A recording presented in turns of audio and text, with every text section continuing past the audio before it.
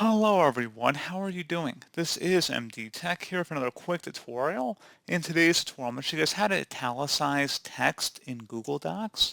So this should hopefully be a pretty straightforward process here, guys. And without further ado, let's go ahead and jump right into it.